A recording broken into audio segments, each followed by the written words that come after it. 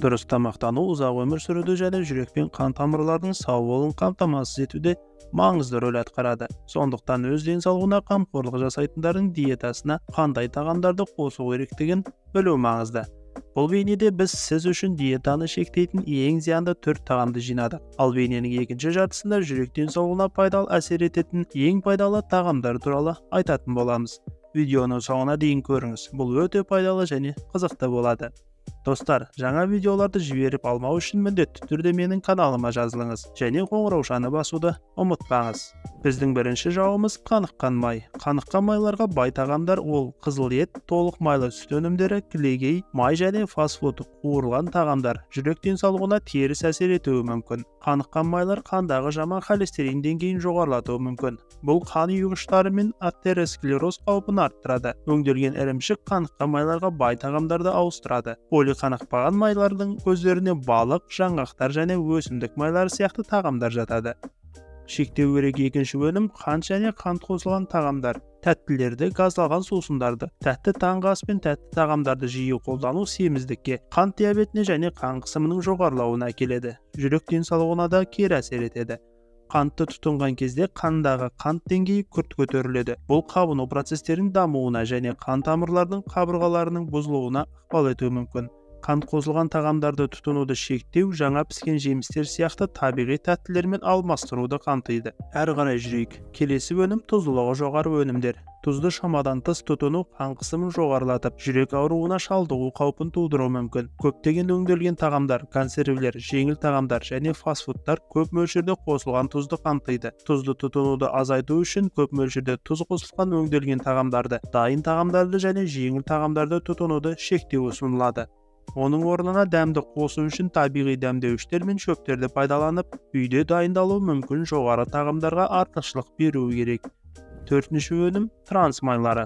Жасанды майлардың қалдықтары өсімдік майларының гидрогенизациялануының кең таралған құбылысы болып табылады. Олар қуырылған тағамдардың, печеньелердің, торттардың және фастфудтардың көптеген түрлерінде бар. Транс майларды тұтыну жаман холестерин деңгейін арттырады және жүрек ауруларының қаупін арттырады. Статистикаға сәйкес, адам міндетті түрде транс майлары бар өнімдерді тұтынады және сатып алу кезінде өнімнің құрамына назар аудармайды. Бұл жүрек жұмысына зиян тиетін ең жағымсыз тағамдар болды. Енді жүрек денсаулығына пайдалы әсер ететін ең пайдалы тағамдар туралы сөйлесейік. Мұнда бірінші орында балық, лосось, тунец, сардина және скумбрия сияқты омега-3 май қышқылдарына бай балықтар. Олар қандағы триглицериндердің деңгейін төмендетеді, тамырлардың қабынуын азайтады және қан ұйғыштардың алдын алады. Омега-3 май қышқылдары жүрек ырғағын реттейді. Олар жүрек денсаулығын сақтауда маңызды рөл атқарады. Омега-3 май қышқылдары қандағы триглицериндердің деңгейін төмендетеді. Ол жүрек қан тамырлары ауруларының даму қаупін азайтады. Сонымен қатар олардың қабынуға қарсы әсері бар. Онда органдардың өткізгіштігі қан ұйғыштардың пайда болуына жол бермейді. Омега-3 май қышқылдары да жүрек ырғағына оң әсер етіп, оның қалып келтіруге көмектеседі. Омега-3 май қышқылдарына бай тағамдарды жеуге арналған медициналық ұсыныстар аптасына 2 рет. Бұл жүрек денсаулығына пайдалы омега-3 май қышқылдарын жеткілікті мөлшерде алуға мүмкіндік береді. Дегенмен балықтың кейбір түрлері сынап деңгейін жоғарылату мүмкін екенін есте ұстаған жөн. Сондықтан әртүрлі балық түрлерін жеу арқылы диетаны әртараптандыру және өнімнің сапасы мен балғындығын қадағалауға ұсынылады. Балықтың өзі жүрекке пайдалы диетаның бір ғана аспектісі. Көкөністерге, жемістерге, жаңғақтарға, тұқымдарға және қоректік заттардың басқа да көздеріне бай әртүрлі диета ұстаған жөн. Жүрегіңізді сау ұстауда келесі өнімде маңызды рөл атқарады. Бұл көкөністер мен жемістер. Көкөністер мен жемістер жүректің дұрыс тамақтануының маңызды бөлігі болып табылады. Олар жаман холестеринді төмендететін, қан қысымын төмендететін және қан тамырларының беткі қабатының эндотелийінің сипаттамаларын жақсартатын антиоксиданттарға, витаминдерге, минералдарға және диеталық талшықтарға бай. Көкөністер мен жемістерді жиі тұтыну жүрек қан тамырлары ауруларының қаупін азайтумен байланысты. Көкөністер мен жемістер жүрек денсаулығына байланысты көптеген аурулардың қаупін азайтады. Олардың құрамында С дәрумені бар. Ол қан тамырларының зақымдануын болдырмайды және олардың серпімділігін жақсартады. Олар сондай-ақ жүректі зақымданудан қорғауға көмектесетін бета-каротин және Е дәрумені сияқты антиоксиданттарға өте бай.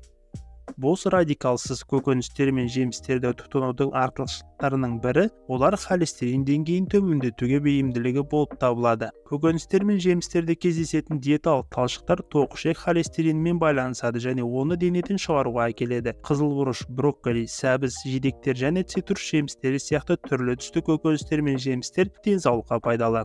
Әрі қарай жалғастырайық. Келесі өнім жаңғақтар мен тұқымдар. Жаңғақтар, бадам, пісте және зығыр тұқымдары сияқты жаңғақ тұқымдары полиқанықпаған майлардың, витаминдердің, минералдардың және антиоксиданттардың бай көзі болып табылады. Олар жүрек пен қан тамырларының денсаулығын сақтауда маңызды рөл атқарады. Жаңғақтар мен тұқымдарда кездесетін омега-3 және омега-6 май қышқылдарын қоса, қанықпаған майлар қандағы холестеринді төмендетеді және жүрек денсаулығын жақсартады. Олар сондай-ақ айтарлықтай қабынуға қарсы әсерге ие және жүрек тамыр ауруларының даму қаупіне жауап береді. Жаңғақтар мен тұқымдар витаминдерге бай, соның ішінде Е дәрумені жоғарғы антиоксидант болып табылады және жүректі зақымданудан қорғайды.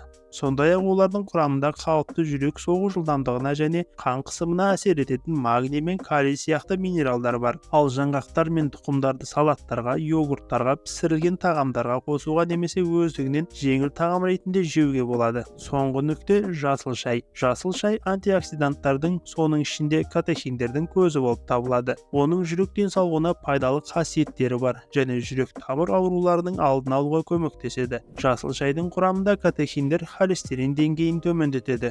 Бұл жаман холестериннің тотығуын болдырмайды. Бұл қан ұйғыштарының пайда болу қаупін, атеросклероздың дамуын көрсетеді. Сондай-ақ жасыл шай қан қысымын төмендетуге және қан тамырларының кеңеюіне оң әсер ету арқылы эндотелийдің сипаттамаларын жақсартуға көмектеседі. Жүрек денсаулығы үшін күніне 2 рет қантсыз жасыл шай ішу керек.